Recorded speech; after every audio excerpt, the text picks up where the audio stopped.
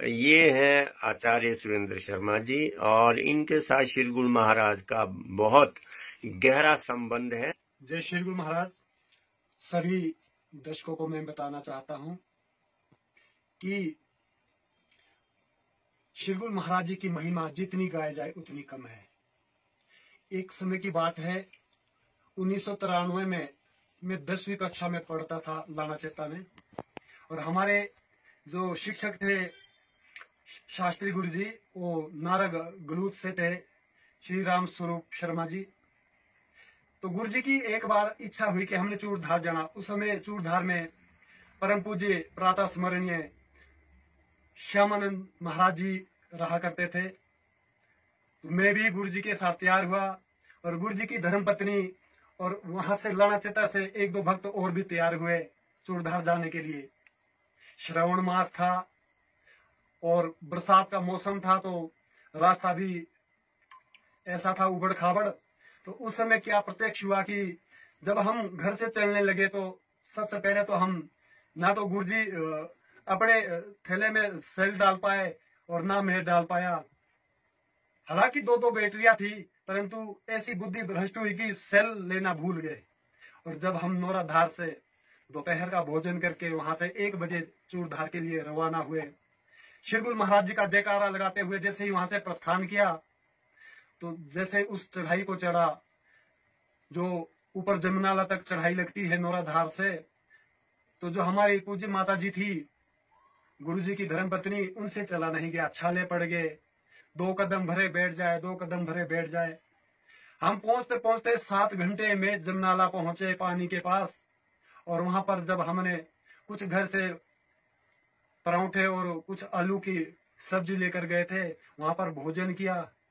और जब वहां से आगे चलने लगे तो एकदम धुंध का इतना बड़ा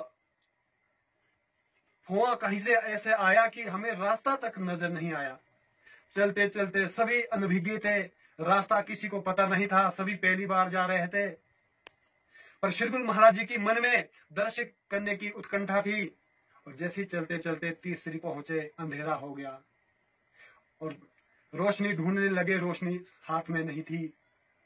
एक जंगल में एक गुज्जर संप्रदाय के एक व्यक्ति मिले। उनसे जब हमने प्रार्थना की, निवेदन किया कि हमने चूड़धार पहुंचना है और हमें रास्ते का पता नहीं और हम सभी पहली बार जा रहे हैं, कृपया करके आप हमें चूड़धार पहुंचा दे।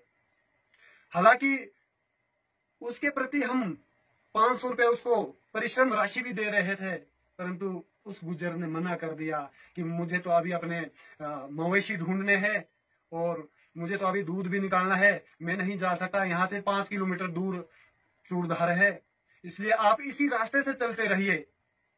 सज्जनों, जब हम आगे चलने लगे, आगे रास्ता तो कहाँ नजर आना था, अपना हाथ तक नजर नहीं आया, अपने से आगे वाला व्यक्ति नजर नहीं आया, पिछले वाला व्यक्ति नजर नहीं आया। फिर तो हम बैठ कर उस रास्ते को तय करने लगे।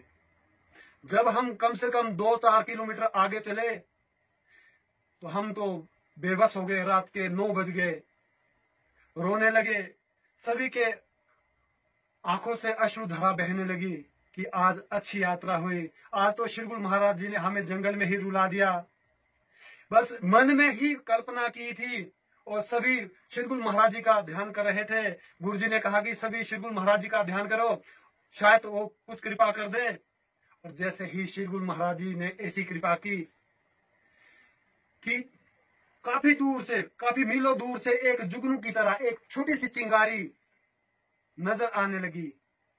अब वो चिंगारी ऐसे आई कि धुंध के बीच वो बिल्कुल बैटरी का काम करने लगी, थोड़ा सा रास्ता दिखाने लगी। और जैसे जैसे हम उस रोशनी के आधार पे कदम कदम रखते हुए आगे बढ़ने लगे और फिर वो रास्ता नीचे को उतरने लगा। और धीरे धीरे जब हम उस जंगल की उतराई को उतरने लगे तो वो रोशनी पास पास आती रही। और जब रोशनी थोड़ी सी पास में आने लगी तो हमने सोचा कि ये कोई गुज्जर का डेरा है या कोई जंगल में रहने वाले जो मवेशी है उनके साथ जो गुज्जर रहते हैं, शायद उनके डेरे में पहुंच गए। हमारे को बड़ी प्रसन्नता हुई। हमें लगा कि आज हमारी जान बच गई, नहीं तो रास्ते में ही रात बितानी पड़ती थी और रास्ते में ही हमें कोई जंगली जानवर खा जाता या बरसात में यही भीग जाते। और जैसे ही हम धीरे धीरे पास में गए तो शिरगुल महाराज जी की कृपा से क्या हुआ कि मंदिर के दर्शन हुए और उसी समय सारे रोने बैठ गए। मंदिर के प्रांगण में ही बैठकर रोने लगे कि महाराज आपने ऐसी कृपा की कि आपने अपने मंदिर में ही पहुंचा दिया। हमने तो सोचा था कि मंदिर अभी काफी ऊपर 3-4 किलोमीटर और ऊपर है। शिरगुल महाराज जी ने अपने चरणों में बुलाया और परम पूज्य श्यामानंद गिरी जी महाराज जी से भी हमारे दर्शन हुए और रात्रि विश्राम संतों के संग हुआ, भोजन प्रसाद पाया और रात भर हमने महाराज जी के चरणों में बस यही मंत्र जाप करते रहे कि हे शिरगुल महाराज, आप तो भटके हुए को रास्ता दिखाते हैं। आज आपने जो हमें रास्ता दिखाया उसके लिए हम जन्म जन्मांतर के कृतार्थ हो गए हैं। और ऐसी महिमा शिरगुल महाराज जी की। सज्जनों, अगर भाव है तो शिरगुल महाराज जी की कृपा है और अगर भाव नहीं है तो वो तो पत्थर की मूर्त है। जिन्होंने दिल्ली से अपनी कृपा से उस चूरू के परिवार की रक्षा की, ऐसे कृपालु है शिरगुल महाराज। बोले शिरगुल महाराज की जय।